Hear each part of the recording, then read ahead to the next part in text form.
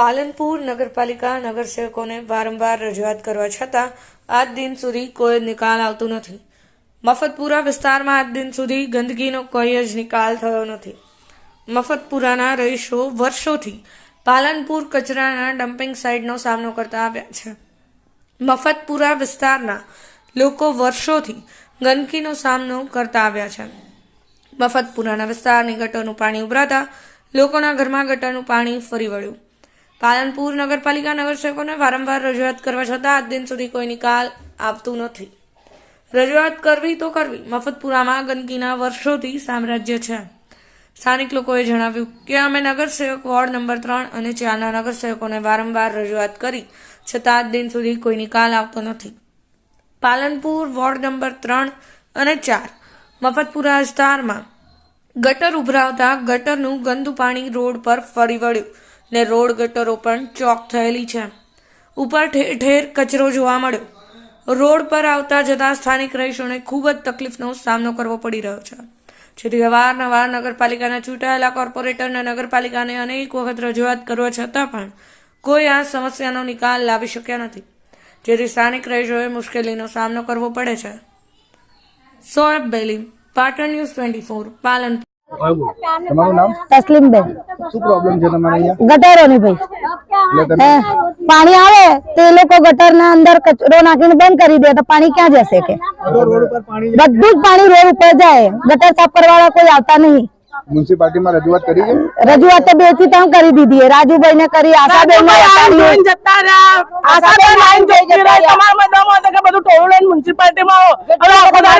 છોડીને મ્યુનિસિપાલિટી ધક્કા ખાવાના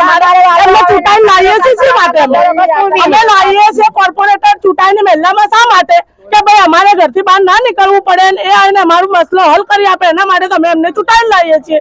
પછી કોઈ મતલબ નથી ને એમને ચૂંટાઈને લાવવાના। અમારે આવે છે ને ટોળું જોઈ છે ને જતા રહે છે, એવું કોઈ મોઢું દેખાય છે? મસલો છે ગટરોનો, આમાં છે એટલું પાણી, મહેલામાં એટલું પાણી, ગટરોમાં પાણી, ઓડોવાસનું મહેલામાંથી પાણી આ મકાવે એટલે બધું મસલો કોર્પોરેટરોને આ બધો હલ કરવાનો હોય, એના ઠેકાણે આવીને જોઈને જતા રહે છે। મસલો આ છે પાણીનો, ગટરો ભરાઈ જાય છે। તમે અઠવાડિયે 2 દાડે 4 દાડે ગટર સાફ કરવા વાળાને મોકલો। હા, ટાઈમ ટુ ટાઈમ ગટર સાફ કરવા વાળા આવે તો ઢગલા કરીને જતા રહે। गटर साफ करके भी आते हैं तो गटर काट के भी बाहर रख के चले जाते हैं। वो भी कोई सुविधा ही नहीं इस तरह की। મહિનામાં થોડી કઈ હેરાન થવાનું હોય એટલું બધું। તમારો વોર્ડ નંબર કયો લાગે છે? हमारे 3 नंबर કોર્પોરેટર કોણ કોણ છે? आशाबेन, राजू भाई। બે જ છે? हाँ, 2। અને પેલે બી है ने 4 नंबर में अबरार भाई है, नहीं राजू भाई भी 4 नंबर में है ना। राजू मंसूरी क्या नाम है इनका? मोहम्मद भाई। મંસૂરી हाँ, ये तो कुछ नुकसान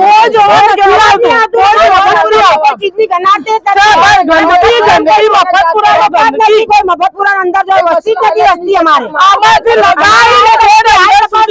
अभी हाल आइन तपास करो हमारे मफतपुरा कई गंदकी अंदर से हमारे रमजान महीनो आवे छे શું કરવાનું અમારે? વોટિંગ લેવા હોય તો રિક્ષા લઈને વોટ વાસ્તે આવો, ચલો વોટ આપી દો, વોટ આપી દો। શું વોટ જ આપવાના? તમારે અમારે કોઈ સહુલિયત કરવાની જ નહીં। તો તમે કયા કોર્પોરેટરને વાત કરી હતી સાફ સફાઈ માટે? આશાબેન ને કરી, આપણે રાજુભાઈ આકે દેખે ગए, મોહનભાઈ ને કરી। પાછી કઈ ઓરતોને ફોન મત કરો, ઓરતો ફોન મત કરો। શું મર્દોને બોલાઈએ? મર્દોના ધંધા મહલ્લામાં રહે ને અમારે અમારે લડાઈ થોડી કરવાની હોય, અંદર લડવાનું ગટરોની લોકાયોમાં। આ બધું કોમ કોર્પોરેટરોનું ને ચૂંટાઈને આવ્યો ને એમનું હોય, કોઈ મહેલાની ઓરતોનું નથી હોતું। ઓડોવાસનું પાણી અમારા મહેલામાં આવે છે। ઓડોવાસનું પાણી બંધ કરવા દે તો ગટર ભરાય તો કે પાણી બંધ કરી દો તો વાપરવાનું શું? ગટરોનો નિકાલ કરો ને તમે ચૂંટાઈને આવ્યા હો। હા, ગટરોનો નિકાલ કરો, પાણી બંધ કરવાની ના આવે। અંદર પાણી હતું તો કીડે અને કચરા આપણે